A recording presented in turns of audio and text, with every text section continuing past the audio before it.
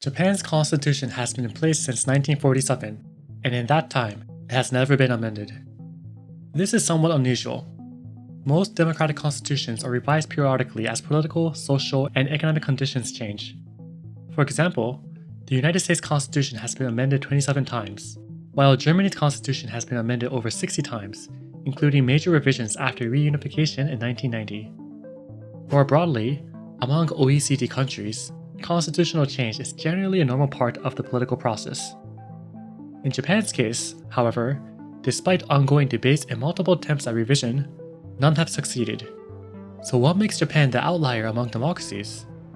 In a previous video, we reviewed Japan's constitution and highlighted several articles that remain controversial today.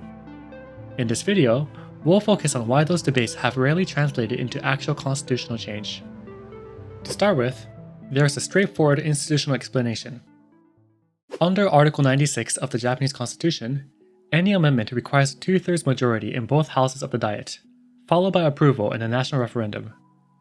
Even if a government supports revision, it must first secure broad parliamentary consensus and then win public support.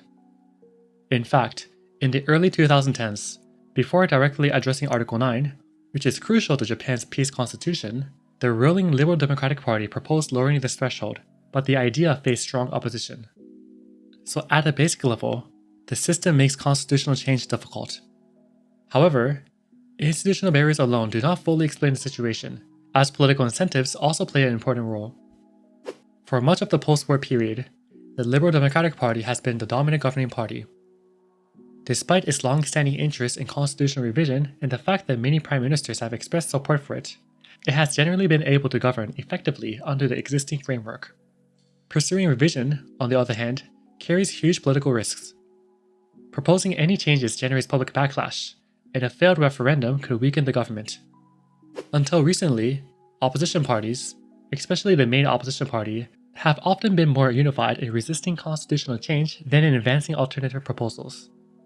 Currently, a good handful of political parties are more open to revision, but they remain divided in how to revise specific articles.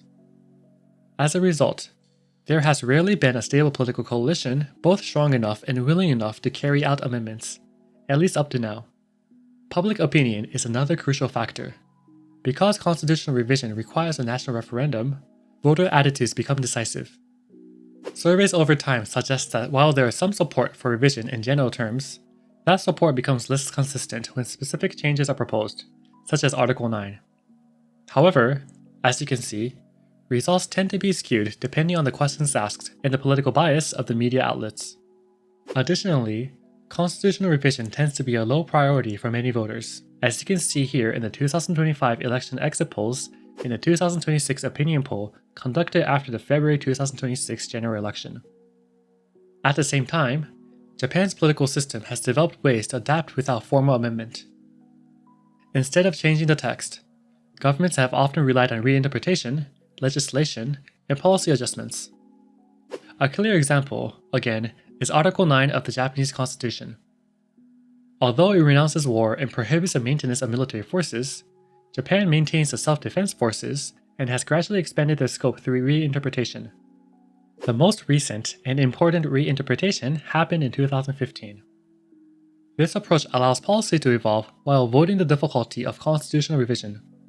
Therefore, many skeptics argue that constitutional revision is unnecessary. Finally, there are broader historical and symbolic factors to consider.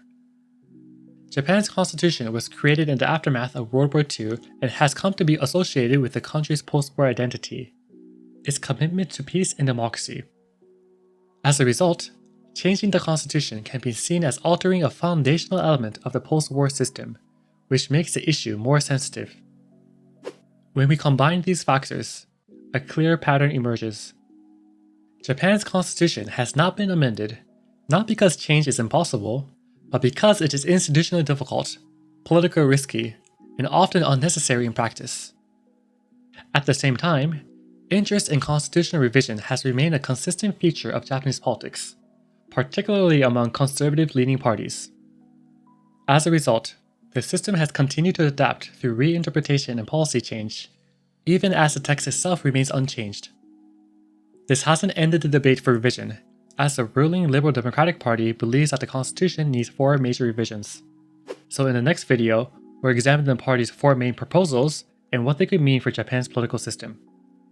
Like the video if you learned something new, and subscribe to learn more about Japanese politics.